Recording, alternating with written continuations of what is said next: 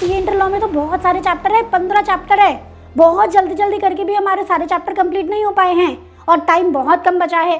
और दूसरी चीज़ मैम, एक चैप्टर लर्न करते हो तो लगता है दूसरा चैप्टर भूल गए, एक चैप्टर के सेक्शंस को याद करने जाते हैं तो दूसरे चैप्टर के प्रोविजंस भूल जाते हैं। तो अभी समझ में नहीं आ रहा, पूरे 15 चैप्टर हमसे हो नहीं रहे हैं। प्लीज़ आप गाइड करो कौन कौन से चैप्टर ऐसे हैं जो हमें हाई वेटेज दे सकते हैं, जिनको हम करके एग्जाम में इजीली पास हो सकते हैं। हम लोग आपको गाइड करने के लिए आए हैं कि कैसे आप सीए इंटरमीडिएट के पेपर को, लॉ के पेपर को इजीली क्रैक कर सकते हो। ठीक है,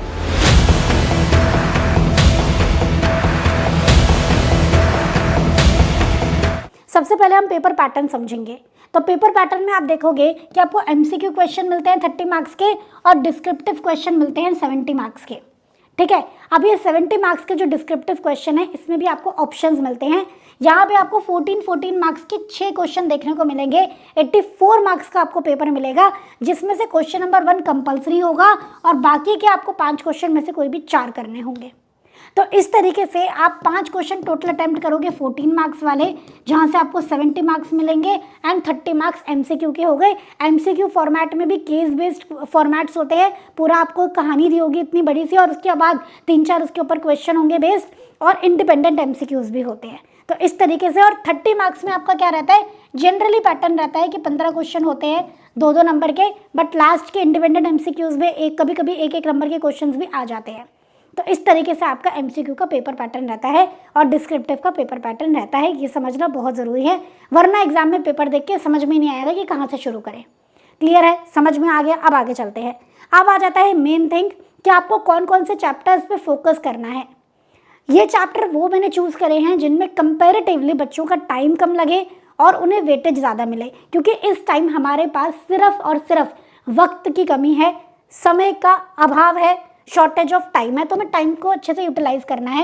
एक है आपका अदर लॉज, 2 पार्ट में आपका पेपर डिवाइडेड है, corporate laws and other laws. Other laws अच्छे से करना है, बिल्कुल भी नहीं छोड़ना है।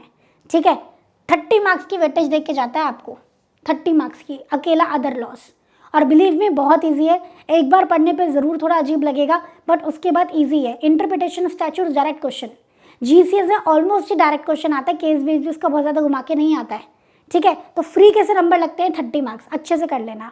एलएलपी एक्ट बहुत ही छोटा सा एक्ट है, 15 मार्क्स की वेटेज के हिसाब से तो बहुत ही कम टाइम इसमें लगता है। फिर आ जाता है आपका share capital and debenture. Ma'am आपने बोला था छोटे चैप्टर बताओगे, तो इतना लेंथी चैप्टर है, बस इकलौता यही एक थोड़ा सा लेंथी चैप्टर है। स्टिल ये चैप्टर इसलिए एडवाइजेबल है, पहली बात इसमें बहुत सारी चीज़ें आपको ऑलरेडी पता होती हैं। दूसरी चीज़, रियल लाइफ के लिए इस चैप्टर की बातें जानना ज़रूरी है, इसलिए मैं कहती हूँ कि चैप्टर कर लो। ठीक है, और इसके साथ एक और हल्का सा चैप्टर रखा है ना के बराबर है, इनकॉर्पोरेशन ऑफ कंपनी। करना है क्या है, सब आप पढ़ के आए हो फाउंडेशन में, थोड़ी बहुत बातें ऐड ऑन है बस। ठीक है, 5 to 10 मार्क्स की वेटेज यहाँ पे आपको इससे मिल जाती है। तो सारी मेहनत आपकी सिर्फ share capital and debenture chapter में लगेगी। इनकॉर्पोरेशन तो फ्री फंड का है, थोड़ा सा टाइम एक दिन में हो जाता है पूरा चैप्टर। ठीक है, उसके बाद आ जाते हैं हम 4 चैप्टर्स पे। ये 4 चैप्टर का बंच है आपका, 8, 9, 10, 11। ये 4 चैप्टर्स आपको 25 नंबर देके जाएंगे। तो 80 नंबर का मोटा मोटा मैंने आपको यहाँ पे पेपर बता दिया है। इसको अच्छे से कर लो, आप इतने अच्छे से कर लो कि आपको 80 में से 70 तो आपके कहीं नहीं गए, 70 to 75 आपके नंबर आ जाएंगे अगर आपने इनको अच्छे से कर लिया और जो मैं आगे बताने वाली हूँ बातें उनको नोट डाउन कर लिया। ठीक है, एक बार देखो चैप्टर नंबर 8 आपका डिविडेंड का चैप्टर, बहुत छोटा सा चैप्टर है। Chapter number 9 accounts of companies, बहुत सारी बेसिक बातें हैं और पता होनी चाहिए प्रैक्टिकल लाइफ के लिए भी, आर्टिकलशिप के लिए भी। Chapter number 10 audit and auditors, यहाँ पढ़ लोगे ऑडिट में हेल्प हो जाएगी, ये भी आपको करना है। बहुत लॉजिकल चैप्टर है, रटने का कुछ भी नहीं है, सिर्फ समझने की बातें हैं। And chapter number 11 company incorporated outside India, बहुत ही छोटा सा चैप्टर है। ठीक है, मैक्सिमम मुझे ऐसा लगता है कि ये तो 2-3 घंटे में निमट जाता है। इसको कर लो, 25 मार्क्स की वेटेज है।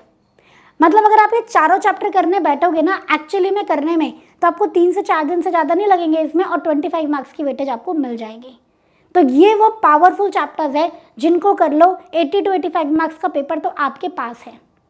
समझ गए? इन चैप्टर्स पे फोकस करके जाना है, इनको बिल्कुल भी छोड़ के नहीं जाना है।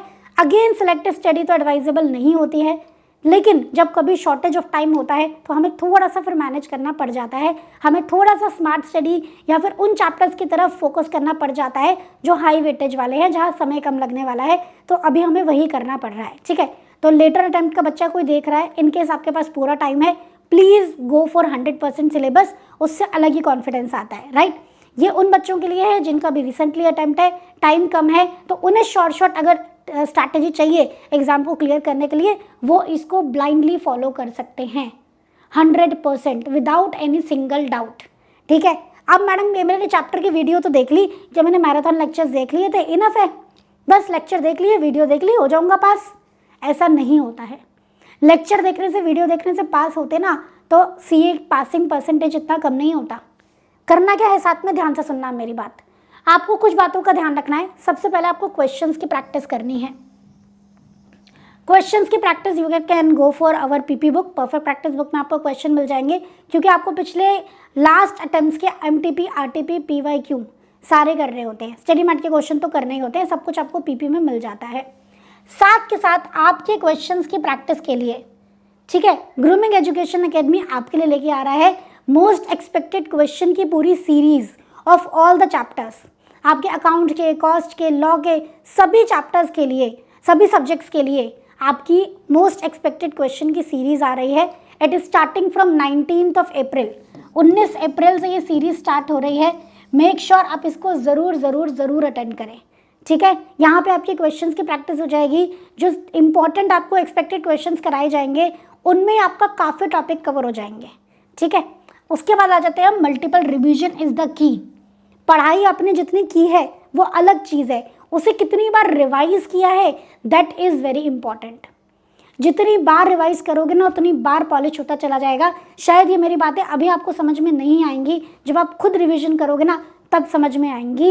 इसके लिए आप यूज़ कर सकते हो शॉर्ट नोट्स, और इसके लिए एक बहुत ही बढ़िया चीज़ हम लोग लेके आए हैं, हमारे परफेक्ट रिवीजन नोट्स हैं। परफेक्ट रिवीजन नोट्स में आपको ना कंसाइज फॉर्मेट में, जो बेसिकली पीपी का ही कंसाइज फॉर्मेट है, जो परफेक्ट प्रैक्टिस बुक के क्वेश्चंस है ना, तो आप इतने क्वेश्चंस एग्जाम से पहले तो रिवाइज नहीं कर पाओगे। आपको चाहिए कोई ऐसी चीज़ जिससे मुझे क्वेश्चंस का समरी मिल जाए, तो ये क्वेश्चन आंसर्स की समरी मिल जाएगी आपको। रिवीजन के लिए बेस्ट है अगर आपको ऐसे नोट्स मिल जाए जिसमें आपको पास्ट अटेम्प्ट्स के क्वेश्चंस की समरी मिल जाए। पूरा क्वेश्चन नहीं पढ़ना है, 2 लाइन में क्वेश्चन में क्या पूछा है और 2 लाइन में आंसर में क्या पूछा है, बस इतना पढ़ना है और हो गया।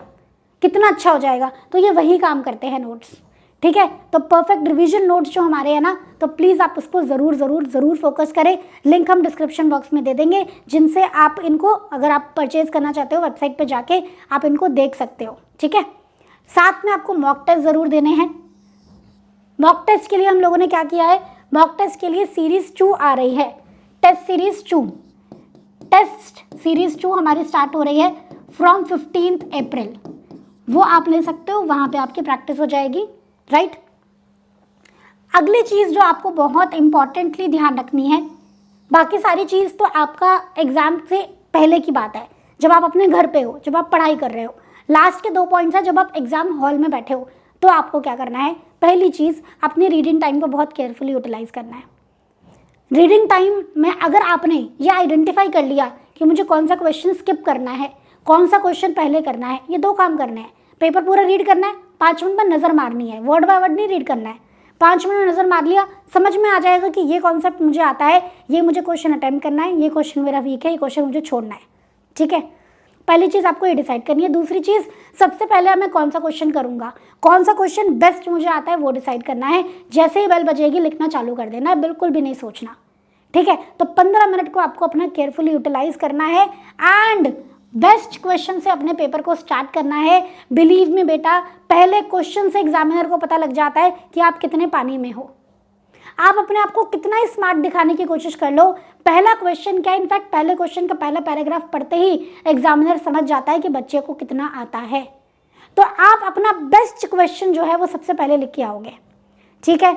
इस चीज़ में बिल्कुल भी कोई कॉम्प्रोमाइज़ नहीं चलेगा। बेस्ट क्वेश्चन सबसे पहले आपको अटेम्प्ट करना है। बाकी मैंने आपको बता ही दिया है, परफेक्ट रिवीजन नोट्स हमारे अवेलेबल है।